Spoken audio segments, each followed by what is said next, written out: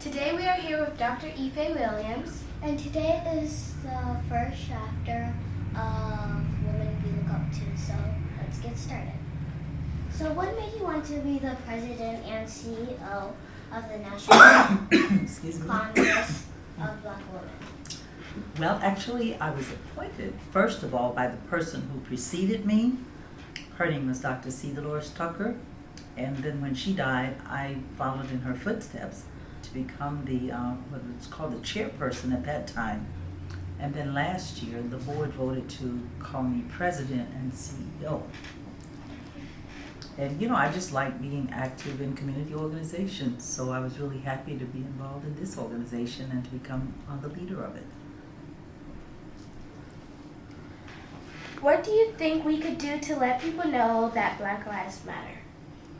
Well, I think you can do what you're doing now. It's so important for us to be able to tell our own stories, and what you're doing, I would consider telling our own stories. And by that, I mean, you know, black women, black people. We do a lot of things in this country, but we don't always get the press and the media that others get for doing what they're doing. So I think it's really important that we tell our own story. There is a saying, you know, that until the lions tell their stories, tales of hunting will always glorify the lion, because it means that the person telling the story gets a chance to tell their side of it. And so if we're not telling our own story, someone could say false things about us or say things that make us look very bad. And I think it takes, you know, people like you to tell the positive things about what black people do, especially about women. Okay.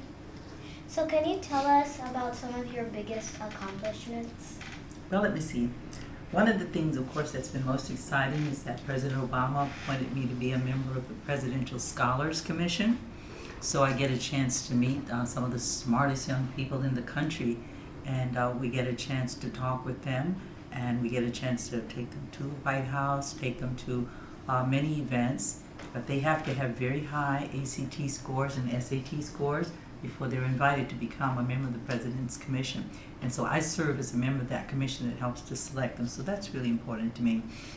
I also feel that I was very happy about becoming president and CEO of the National Congress of Black Women, because it gives me the opportunity to work with women and their families all across the country and sometimes all across the world. And because I like community service, this is a big opportunity for me to serve our community. I also think that one of my accomplishments I've enjoyed is writing books. Every week I write an article, because I think that if we have something to say, if it's important, then we need to put it in writing. So I like writing, and I enjoy the fact that my articles are printed in newspapers all across the country every week. If you look in the Afro-American, which is the paper in Baltimore and around in this area, almost every week you'll see that they print an article that I've written. And I put those articles into a book called The Truth, which you saw earlier. And what I mean is, it's the truth as I see it. I'm commenting on a lot of the different issues, you know, around the world as they're happening, and giving my opinion about it. And many times other people are influenced by what I write. So I enjoy the fact that I can positively influence other people to do things or to take action. Just for instance, last week I wrote an article, and I said that I was bothered by critics who, you know, criticize, and they don't belong to any of the service organizations. They don't do any work. And someone wrote me and said, I'm going to join that organization. So I like to be able to move people to action. So that's a third thing that I'm very proud of. And then finally, some years ago, I ran for the United States Congress. While I didn't win the election, I did win the primary, and I was the first black to win a primary in the state of Louisiana, which is my home state. So at least I made some advancement. And then a couple of years later, a young man who ran for that same office, who is African American, did win. So sometimes we do things to set the stage for others to succeed, and I'm always proud when I do that. What types of books do you like to read, and why? I like to read, first of all, history books, because I learn a lot about our past, and I'm influenced a lot by things that happened in our past. I learn about many of the people like Fannie Lou Hamer and Rosa Parks, Sojourner Truth, Harriet Tubman, Ella Baker, Ida B. Wells, Barnett. There are just so many women who did so many wonderful things. And then I can be proud of that fact that I'm a black woman, and yet I had all of these black women who worked under very difficult circumstances, very dangerous circumstances years ago, and yet they succeeded. So that tells me no matter what your circumstances are, if you have the desire to succeed and you're willing to work for it, you can do that. So can you explain how you felt being an organizer at the Million Man March? Oh, that was very interesting. We're coming up to the 20th anniversary this year of that march. But 20 years ago, there were some women who thought that it was wrong to have a Million Man March and not have a Million Woman March. But I didn't think so, because at that time, even though black women were having a difficult time, I felt that there were some things that needed to call attention to black men and what they were doing and how they could be better in our society. So I was happy to work on that. So what happened was, I'm always volunteering for things, and when Minister Farrakhan called on the women to preferably stay at home and let the men go out and be positive that day, I raised my hand like I always do, when I want to know something. And I said, now, Minister, you're going to have to tell me something I can do that day. You think I'm going to sit at home with 1 million black men in this town, and, that I will want to stay at home and other women will want to stay at home? Because I had girlfriends who wanted to come from across the country.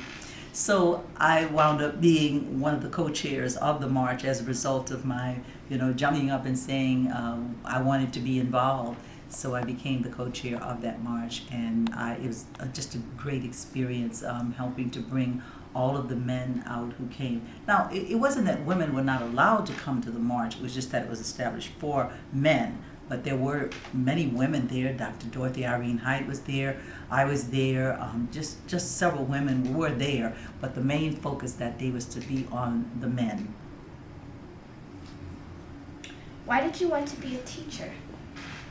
Well, when I was a little girl, and I was like a little bit maybe ahead of the other children in the school, the teacher would allow me to help teach the younger kids, and I was really pleased to do that, proud to do that. And so I thought, gee, that's something I would really like to do when I grow up. And I went to school, and I went to teacher education college, so that allowed me to do that. And one of my very first jobs was being a teacher. I had 7th, 8th, and 9th graders, and of course my favorites were 7th graders. And now I can look back on that experience and see that I have young people who are now principals of schools, they're on city councils, they're doing many wonderful things. So I'm very pleased that I was able to influence their lives, and I think teachers always enjoy teaching because they do have an opportunity to influence other young people to be what they want to be in life. So our last question is, do you have any goals you wish to achieve, any other ones? Of course. I think no matter how much you've done, there's always something else you want to do. I've been blessed to have the opportunity to travel many places in the world, but there are places I still want to travel, and so I'm looking forward to doing that. For many, many years I've wanted to go to Cuba, but as Americans we were not allowed to travel there freely. So now that Cuba is opening up, I want to be able to go there. I want to also go to Spain, and I want to make sure that I go to all of the Caribbean nations. I want to write another book. I have one that's almost finished right now, so I want to be sure that I get it published before long. And I just want to be able to serve more and more people all over the world, wherever they are, because I think when we are blessed to have a lot of things in our lives and to be able to do a lot of things in our lives, that we have a responsibility to help others become all that they could be. And I'm very proud of the fact that I have young women who come to be interns with me every year. This summer, I think I have 4 or 5 interns, and they're so helpful. Not only am I teaching them things, but they're teaching me things, especially about social media, that we older adults don't always know as well as you young people know. So I want to learn media. I also want to learn more languages. I want to have that time. I don't think I'll ever retire. I think I'll always want to work. I want to serve my community and do something to help others and to influence others to be all that they can be. And then Hillary Clinton, and then right here is Congresswoman Sheila Jackson Lee, and that's a picture of the statue of Sojourner that we put there. and Michelle did the main speech. Congresswoman Nancy Pelosi was the Speaker of the House then, and this is the artist who did the sculpture, and then they're just introducing me because I was head of the organization that put it there. Yeah. So I have lots of different plaques from different groups where I've spoken or I've done something for their group.